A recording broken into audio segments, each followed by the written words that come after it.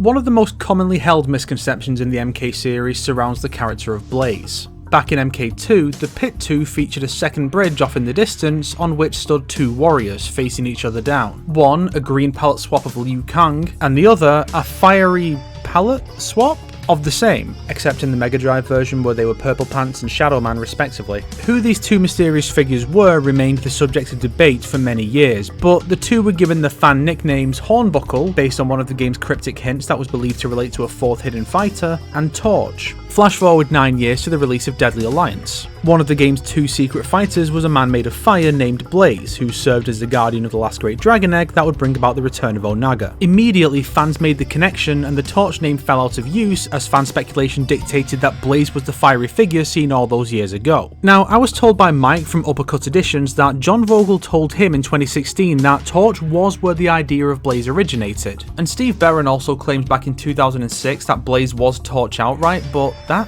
just does not work at all. See, as they fleshed out the character's story, it became impossible for Blaze to be the man on the bridge. Blaze, it turned out, was an elemental created by Delia to oversee the contest between Taven and Dagon that would prevent Armageddon. Blaze was to send a telepathic message to the dragons Orin and Karo to begin the quest when the time was right. However, he was captured by Onaga's worshippers, which fans speculate Hornbuckle to be now, and forced to guard the egg until it hatched in Deadly Alliance. This cut him off from the dragons, which Karo mistook as the signal to begin, awakening Dagon prematurely. Dagon then formed the Red Dragon clan, named for the colour of Karo's scales. Members of this clan then broke off to form the Black Dragon, which was run by Kano by the time of MK1. Do you see the issue yet? Let's make it clearer. Blaze's time as the Guardian of the Dragon Egg began before Dagon awoke and formed the Red Dragon, which begat the Black Dragon, which existed prior to MK1. Hornbuckle and Torch were spotted in MK2 shortly thereafter. A decade later, the Dragon Egg hatched, releasing Blaze from his duty. Blaze was in the Dragon Egg chamber from a time long before MK2 to a full decade after, so he cannot possibly be the figure seen in the Pit 2. Of course, since then, Blaze being this character has been somewhat solidified by the modern iteration of the Pit. While intended to be the one on Shang Tsung's island, the modern iteration actually draws primarily from the Outworld version for its structure and aesthetic, but with the spikes from the original at the bottom.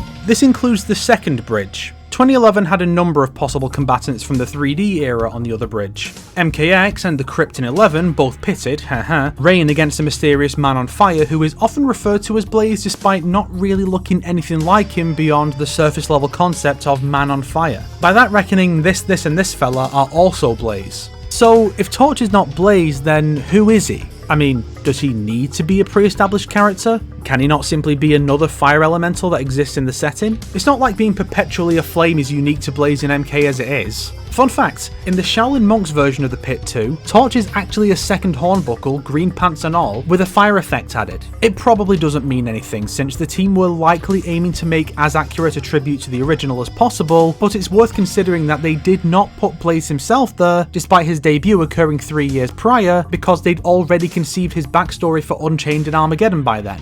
So, the next time someone calls this little guy back here Blaze, just remember that it literally is not, the canon says so, and this kind of thinking is why the setting is half as vast nowadays as it was back when Blaze made his last actual appearance.